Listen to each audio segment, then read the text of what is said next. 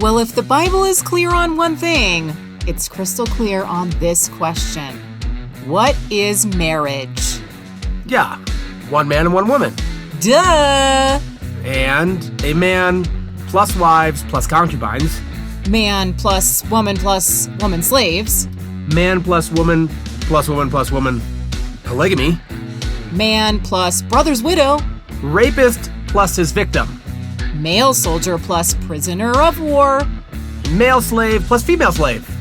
As you can see, simple! Yep, simple. That brings us to our next topic. We are Red Weather Christians. I'm Jen. I'm Steve. We're here wading through the muddy waters of what it means to be a Christian in modern society, one episode at a time.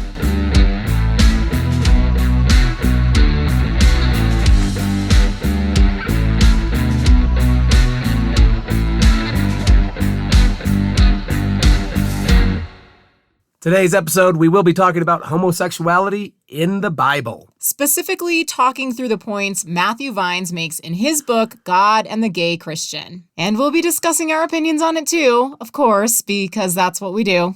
So thanks for hanging out with us today and listening to our conversation. Remember, we want you to join the conversation too, so head to the show notes to see how you can get in touch with us. Okay, first, a clarification.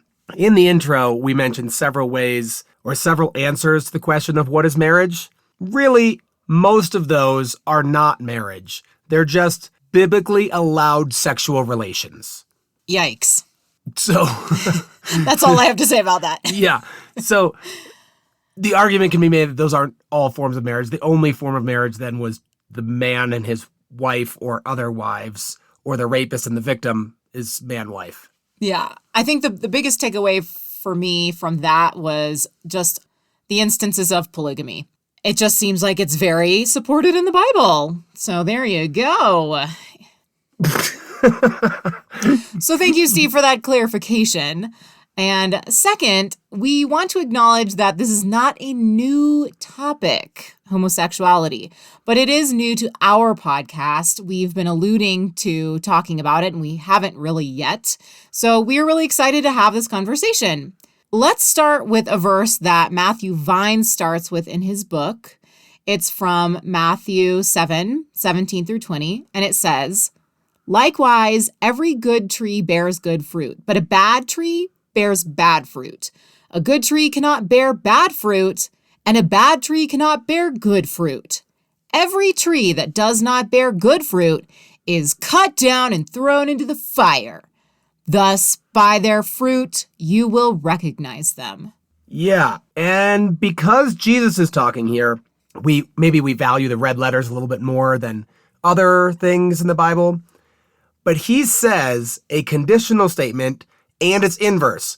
Therefore, all the forms of this argument can be formed into logically equivalent statements. Oh my goodness. Okay, why don't you put that into layman's terms for us, Stephen? If something bears good fruit, it cannot be a bad tree. Now, that's not what Jesus said, but those statements can be made logically. Now, some of you are already thinking, fruit.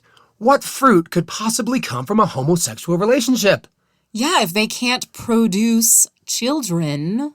Now, that's just mean, because there are plenty of heterosexual couples who also can't or choose not to produce children. You are completely correct in that. And what relationship fruit does that bear? No fruit. No fruit for you. Anyway, so one of the things that he talks about is that good fruit of a relationship does not mean children. Rather, think of the fruits of the Spirit. Okay. Sorry, I was in between sips of coffee there. I can tell you the fruits of the Spirit. I went to Vacation Bible School every summer when I went to Tennessee, and we learned the Fruits of the Spirit song, and it goes a little something like this. Me, me, me, me, me, me, me. Well, the fruit of a Spirit's not a watermelon. And you say that a few times. And then it goes into love, joy, peace, patience, kindness, goodness, faithfulness, gentleness, and self-control. And then you sing that a bunch more times. And by virtue of that song, I memorized the fruits of the Spirit at a young age. And none of those fruits said children? No, I don't believe so. Let me go through it again. Love, joy, peace, patience, kindness, sons. Daughters. No, daughter. No, no, I don't think so. Right. So that's Babies. that's what we're talking about here. We want to be clear that you can display fruits of the Spirit whether you are single, whether you are a couple, whether you are a widow or widower. Are you a human? You can display a fruit of the Spirit. And another thing is, even if you think homosexuality is a sin, it doesn't prevent that person from displaying fruits of the Spirit. Because the rest of the heterosexual world also sins, surprise, and we think they display fruits of the Spirit, or at least can. Yes. All right, on to our next point. Biblical interpretation has led to different misunderstandings of the past, namely geocentric versus heliocentric. I thought this was a fun story right off the bat in Vine's book, one of the first things that I took notes on. So Galileo, you probably know the guy, he thought that he found proof that the Earth was heliocentric. Well, that the universe was heliocentric, the Earth was revolving around the sun. Right. And he started sharing his findings. Well, he was scared to share his findings because he knew the church was not going to be about that life. And I mean, with good reason. The church did not appreciate what he had to say because there are verses in the Bible that basically say like the earth is still and everything revolves around it. In Psalm 93, it says, "The world is firmly established. It cannot be moved." And then in the book of Joshua, it says how the sun stopped in the middle of the sky and delayed going down about a full day. And then other verses describe the sun's motion. Ecclesiastes 1:5, for example, says, "The sun rises and the sun sets and hurries back to where it rises." These verses make it seem that the sun is moving and not the earth. Right. So that's a problem when for over a millennia, they used the Bible to support a fundamentally flawed scientific theory of geocentrism. And nowadays, we would question anyone who doesn't believe what Galileo was condemned for. Poor guy being condemned for something that was true. He was, little note on Galileo. Galileo. He was forced to recant his scientific findings, and then he died penniless in a prison, basically, living out the rest of his days, or a monastery where he was hidden from the rest of them. He wasn't allowed to actually believe or think all the things that he found. That is messed up. So the question from that would be, what about homosexuality? Exactly. And that's how Vines kind of leads in to his book. Just, hey, maybe what you've believed for all your life could be wrong, and here is evidence as to why. Because people didn't start believing that what Galileo said was true until they were confronted with so much evidence that they couldn't deny it anymore. Yes. Yeah, that's how it is sometimes. You just want to believe it the way you want it. Yes. But Steve, what about Sodom and Gomorrah? It's the story that everybody brings up in a debate, conversation about homosexuality in the Bible. Sodom and Gomorrah. Yes. So the problem with that story, of course, is Sodom was this evil town to begin with. God didn't like Sodom. Abraham pleaded with God, and we've already talked about Abraham in this particular story, about how he tried to change God's mind and wondering if God changed at all. Well, as the story unfolds, Sodom is still a terrible, evil city. But what gets highlighted in the story is that some visitors come to Lot's house. They actually are angels in disguise, but they're disguised as men. Well, they get to the house, and the people of Sodom, men, came to basically rape them. Yes. So because it was men on men, we see that as homosexuality. However, and this is paralleled in other stories, at least one other in the Bible that Vines brings up, of a greater sin, which is inhospitality, or just evil in general. Yes. Arrogance, violence, and then the lack of hospitality. Vines mentions as the three major issues with Sodom. the little note that they came and they're like, let us have the men in your house so that we can rape them, was not so much the homosexual act as it was the demeaning act within a patriarchal society. Right. And Vines also talks about this quite a bit in his book, and that is dominant versus passive roles, and that they are more important than gender. I mean, gender has to do with who is dominant and who is passive, but it's all about, like, if you are in the man's role of sex, you are dominant. And if you are in the female role, you are passive. If a man is in the female role, that man would be considered in a passive role. That would be more of the sin than anything else, was that he was in a passive role, not that he was a man necessarily.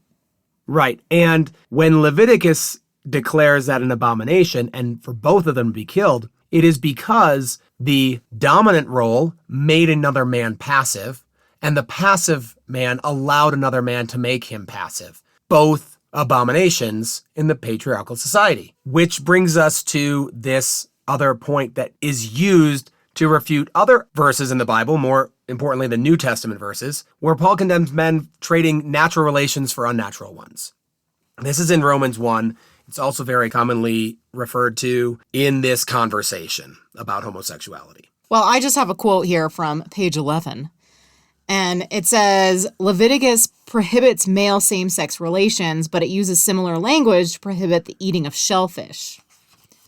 And while Paul did describe same-sex relations as, quote, unnatural, he also wrote that for men to wear their hair long was contrary to, quote, nature. Yet Christians no longer regard eating shellfish or men having long hair as sinful. So he's just kind of reiterating the need for a more comprehensive look at Scripture here. And it's often looked at in that Romans 1 for the unnatural relations.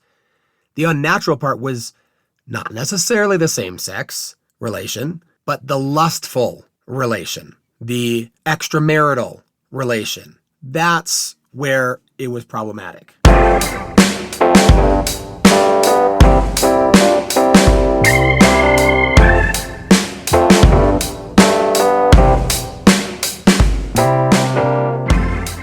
Yeah, and actually the Bible does not address same-sex orientation at all. Like, there's no language for that in the Bible whatsoever. Now, I say that, and you might open up your Bible and be like, well, what about this? What about that?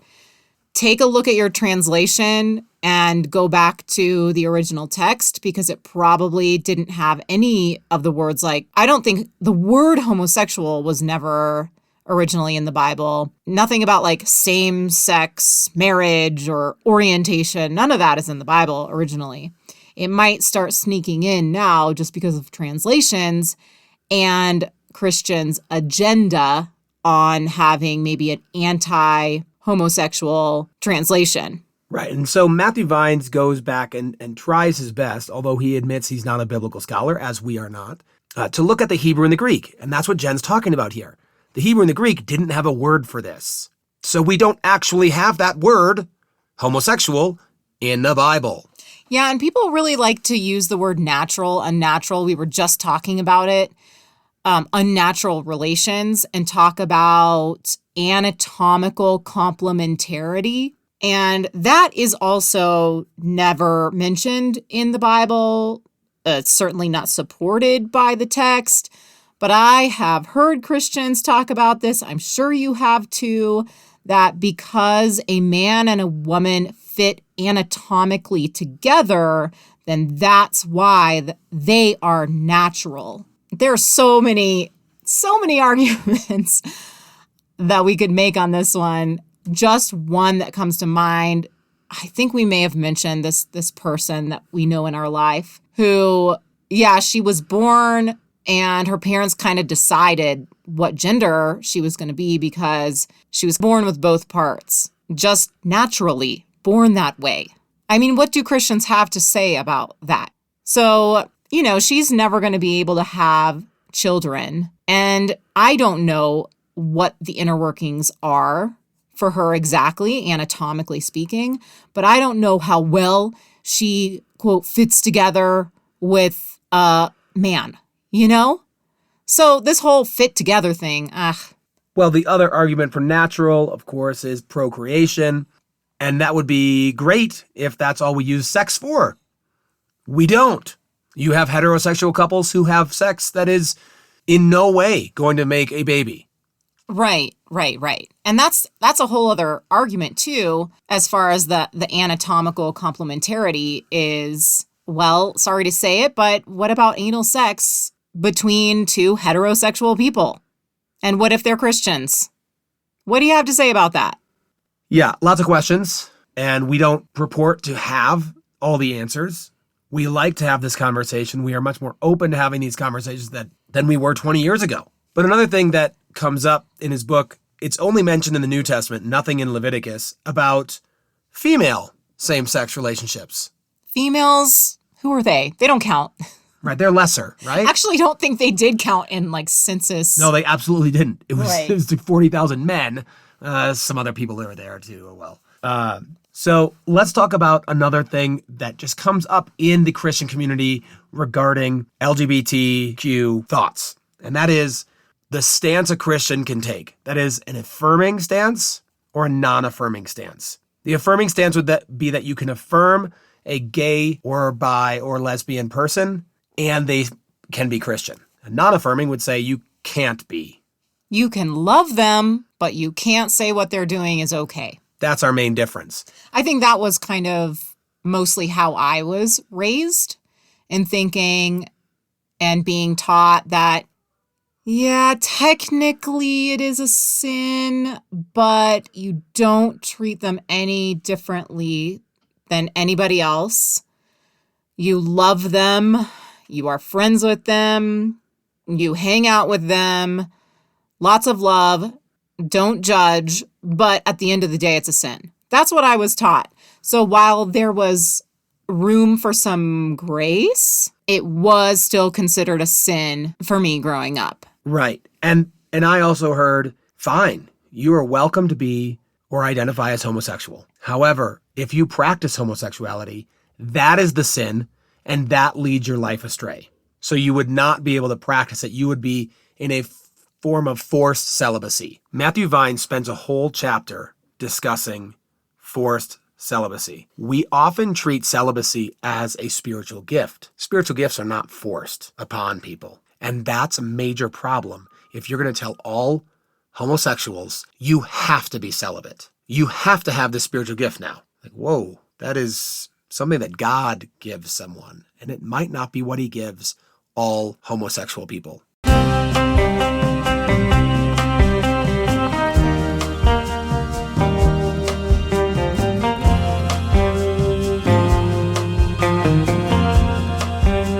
Well, just a quick aside. I don't want to forget to tell this story, and it doesn't have to do with the forced celibacy, but I was just thinking about how when I was growing up, what I was taught and everything, and then how I also happened to have a gay uncle whom I loved. I was very close with him, and we would go on little dates. He would take me to lunch. He would take me to concerts and stuff.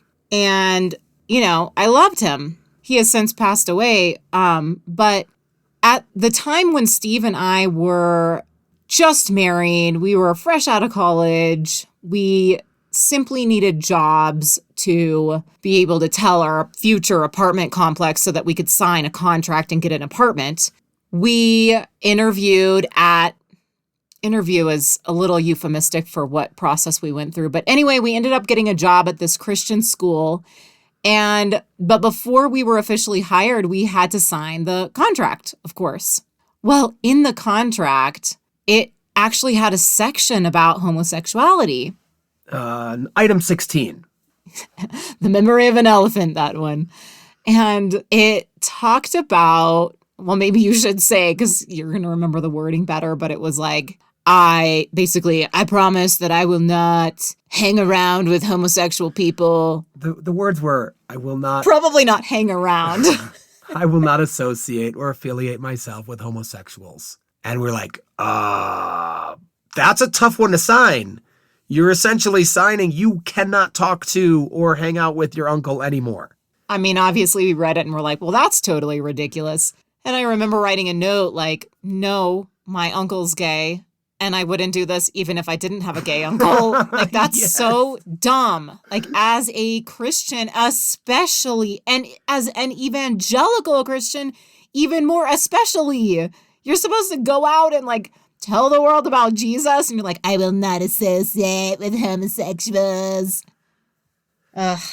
Yeah, not cool. And so, yeah, we crossed that part off and signed the contract. But there are things like that in the Christian community that persist. Even, it's almost been 20 years since that document. And Matthew Vines is writing this because he's gay and he didn't know how his parents were going to react. He didn't know how to go on being a Christian because he still believed in the basic tenets of Christianity, just not this. Yes, still believes, present tense. He, I would say, is a more conservative Christian than probably Steve and I are. Yeah, we joked about that in the book, he describes himself as having a high view of Scripture where he wants Scripture to maintain its inerrancy, infallibility. And because of that, we would see him maybe as more conservative than we are.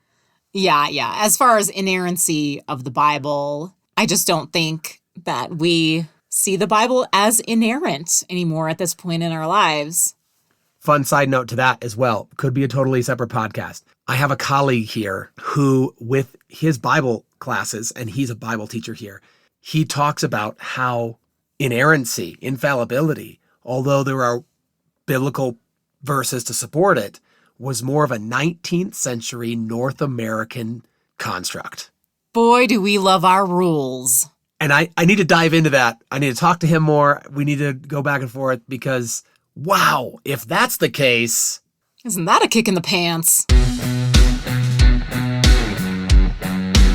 And we also want to come back to the topic we started with, which was marriage. Marriage Irresistible. is what brings us together today. So this is difficult. Woof. True woof. This is difficult because for so long we have prohibited in the Christian communities homosexual marriages. And I don't think that Matthew Vines ultimately led to this subtitle of his book, The Biblical Case in Support of Same-Sex Relationships. I don't think he's got biblical support for that. When reading his arguments, I basically think that the Bible doesn't talk about it and that there's not support, but there's also not Condemnation. right. That's important. So what's our role? If the Bible doesn't support it, can we support it? Well, I think there are lots of things that happen in this world that aren't actually written about in the Bible. Step one. The other is he's arguing for like marriage, which what is that? It's a long-term, monogamous, Loving. hopefully healthy Beneficial. relationship. Bearing good fruit. We'll get back to Not that. necessarily children. Right.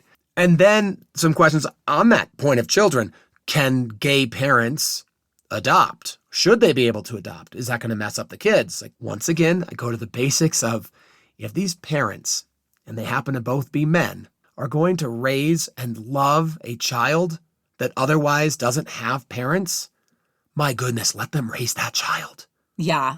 There are plenty of heterosexual couples out there who are doing a lot more damage to their children than a couple of gay guys who love on their kid a whole lot. So we come back to what do we do as Christians? I put this last point as judgment versus accountability. We are told to hold our Christian brothers and sisters accountable, to help them when they might be going off the path, the straight and narrow, shall we say, and guide them back to the light. Indeed. But what does that accountability look like? From what our experiences have been, Christians do enjoy accountability with this topic, but it certainly comes across as judgmental and pointing at somebody else's sin. Now, I'm saying that I'm talking about a group of Christians, myself not included, who believe that homosexuality is a sin.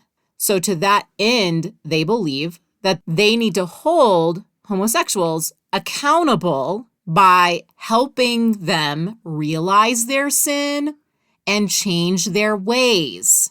But the question that Steve and I have for these Christians is, what good is coming from what you're doing. Right. When we talk about judgment versus accountability, judgment is left for God. He ultimately decides. If he's going to choose to condemn their life, that's his choice to make. And I have to tell you that even though I was raised my entire life to believe that homosexuality is a sin, even though I had a gay uncle whom I loved, I'm not at that point in my life anymore. And having read this book validated that as well, because Matthew Vines really does go through pretty meticulously to talk about all the verses in the Bible that mention anything that could possibly be interpreted as same-sex. And he goes through and discusses how we could have interpreted it wrong. The translation could have started using a word that was not in the original text. And it's all very logical. It's very clear. It's well written. And it's full of information. I recommend everyone reading this book for sure. And I would hope that family and friends listening, because they heard us talk about it on this podcast, they'll pick it up and read it. It's not a difficult read. It is really interesting. I definitely rated it 5 stars on Goodreads. As I do. I love my books. And he even recommends other authors if you want someone who's maybe more respectable than Matthew Vines as far as career and education. He talks about James Brownson and how his opinion changed when he realized he had a gay son. Matthew Vines also talks about his own father. Spoiler alert, his father doesn't hate him. And his father supports him. He is an affirming Christian now. Which did cause a huge split from Matthew Vines' home church and all this drama, of course, because that is typically what happens when you've grown up in a church that is non-affirming. And that's sad. It's a sad reality. But his father is affirming now, and that is a happy reality.